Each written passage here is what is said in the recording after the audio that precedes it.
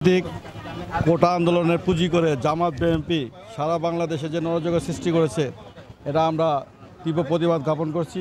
শুধু তাই নয়, সারা বাংলাদেশে তারা সরকারি প্রতিষ্ঠান, বিটিভি ভবন এবং দুর্যোগ ভবন, বাস ট্রেন যে তারা অগ্নিসংযোগ করেছে, সারা বাংলাদেশের মানুষ তা প্রত্যাখ্যান করেছে। আমরা কুন্ডা ইউনিয়নের আওয়ামী লীগ এবং কেরানীগঞ্জের সমগ্র আওয়ামী লীগ এবং সহযোগী সংগঠন তা প্রতিহত করব এবং আমরা এই তারা যাতে অরাজকতা সৃষ্টি না করে এই জন্য আমরা মাঠে আসি এবং শান্তিপূর্ণভাবে যদি তারা তাদের আন্দোলন করে আমরা তাদের পাশে থাকব। আমাদের মাননীয় প্রধানমন্ত্রী বলেছেন যে তোমাদের জন্য এখনও দরজা খোলা আছে, তোমরা যদি সংগ্রামে বসো তোমাদের জন্য দরজা খোলা আছে।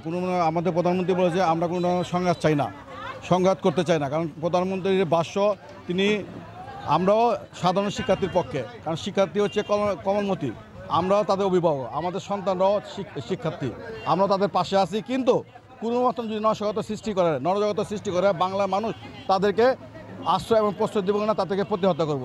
শুধু তাই নয়, বাংলাদেশে যাতে উগ্রবাদ, জঙ্গিবাদ এবং কোনো অপশক্তি যাতে মাথাচাড়া দিয়ে যাতে সৃষ্টি না হতে পারে, এদিকে আমরা সজাগ আছি, আমরা প্রতিহত করব।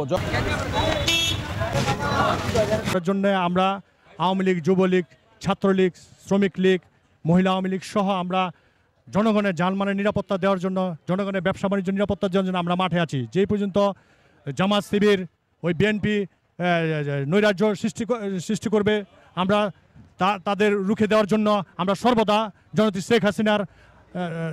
শেখ হাসিনার নির্দেশে, জনতা নুসরাত বিপু ভাইয়ের ও শাহিন আহমেদের নির্দেশে আমরা যে পর্যন্ত জনগণের উপর হামলা আসে, ঝামেলা আসে, আমরা সেই পর্যন্ত আমরা মাঠে আছি।